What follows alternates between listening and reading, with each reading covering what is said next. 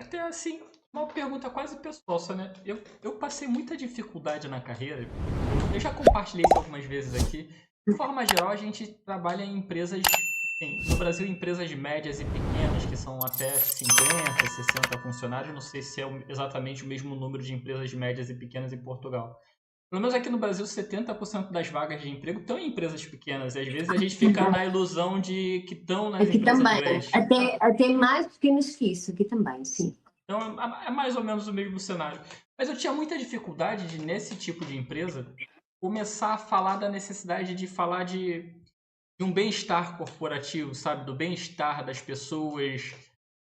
Era muito difícil para mim iniciar, ou quem sabe até citar de trazer alguém para me ajudar dentro da empresa, porque o CEO queria basicamente alguns robôs que eu treinasse ali para que vendesse, desse o melhor marketing possível, administrasse, sabe? Eu queria te pedir uma ajuda. O que eu posso começar a fazer sozinho, sabe? Eu sou esse gestor, eu não sou o dono da empresa, mas eu sinto que eu posso fazer mais. O que eu posso fazer sozinho até chegar ao ponto de convencer o meu gestor de que ele deve trazer alguém para ajudar nesse ponto, sabe? Olha, eu acredito muito numa expressão que é uma expressão em inglês, uh, que tem mais peso em inglês, que é o walk the walk, ou seja, eu fazer o caminho que quero que os outros façam, ou seja, eu ser o exemplo no fundo, eu servir de exemplo para aquilo que seja a realidade.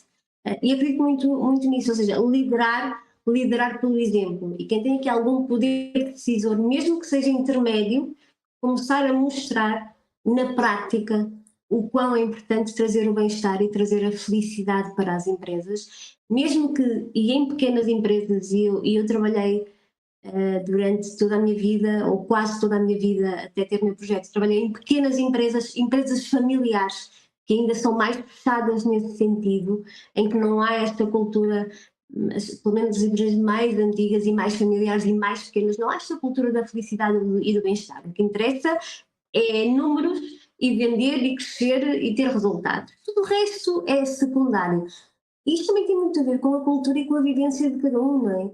Se nós temos um gestor de uma empresa que toda a sua vida foi daquela forma, foi criado numa cultura e que alimentou crenças de o que interessa é sobreviver, o que interessa é concretizar, é ter resultados, e onde não conviveu com o lado do bem-estar, com o lado emocional, onde sempre se colocou isso para segundo plano, é desafiante mostrar a essa pessoa essa necessidade. Eu até diria que falar a essa pessoa em felicidade nas empresas é quase um crime, porque ele não reconhece essa necessidade.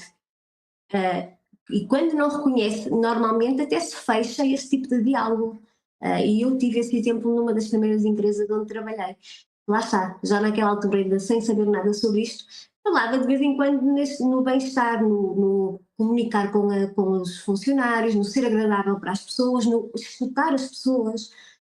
Lá está, pequenas mudanças, se calhar sem trazermos aqui os termos mais, não diria técnicos, mas as palavras reais, como por exemplo felicidade, porque eu acho que isso faz confusão ainda em algumas cabeças, mas por pequenas ações mesmo nossas, mostrar, por exemplo, o quão diferença faz numa empresa ouvirmos as pessoas que lá estão, conhecermos as pessoas que lá estão, conectarmos com as pessoas e não e ir baixando aquela barreira que existe ainda em muitas empresas, que é existe não o gestor, não o empresário, existe o patrão e existem os subordinados. Começar a fechar as portas aos patrões que ainda existem nas nossas empresas mais familiares e mais pequenas. Eu diria que por aí. Ou seja, sermos um exemplo, começarmos a trazer algumas pequenas ações que façam aquele coração mais duro começar a amaciar e a ser mais vulnerável. Olha, mas vou te dizer, eu não sei se foi uma experiência para você, mas em algum momento, pelo menos para mim, tornou tão cansativo que assim a gente vai de empresa a empresa, digamos, não somos o proprietário ali, a gente é o. Eu já entendi que em Portugal a expressão é PPTO, né? Pau para toda obra, digamos assim. Mais ou menos. Então, assim, a gente acaba sendo um tanto cansativo, né? Porque ou você decide por trocar, mas você às vezes precisa do trabalho e também fica até receoso de abandonar as pessoas, às vezes, da Sônia também, né? Sim, sem Como é dúvida. que foi esse processo para você de De não desistir de falar de felicidade. Sem dúvida, não, lá está. Também tive essa experiência, ou seja, houve particularmente uma empresa onde trabalhei que percebi que não tinha como, que era uma luta inglória. Inglória, eu não sou pessoa de desistir, eu detesto a palavra desistir, acho que há sempre solução, embora desistir também é uma opção em algumas situações. Agora, o que é que eu percebia? Lá está, eu ia ajustando as palavras que usava e os termos que usava para ver se dessa forma conseguia algum tipo de resultado. E houve uma empresa que sim, que percebi que não era por ali, que não havia a mínima brecha para onde nós conseguíssemos entrar. Então, o que é que eu fazia nesse sentido? Era, ok, eu não consigo conquistar quem está acima, pelo menos trazer aqui alguma leveza a quem está, à pessoa comum que está na empresa, às pessoas da produção, para que, no que depender delas, elas também consigam trazer mais leveza aos seus dias, independentemente de conseguirem ou não algumas coisas que seriam fundamentais. Muito naquele registro de nos focarmos naquilo que nós conseguimos controlar. E aquilo que não depende de nós, lá está. Por muito que nós sejamos insistentes e persistentes e resilientes, por vezes há situações em que é difícil nós conseguirmos respostas. Mas lá está, trazer esta ideia de que, independentemente de tudo aquilo que estiver a acontecer à minha volta, no ambiente em que eu estou, eu posso fazer a diferença.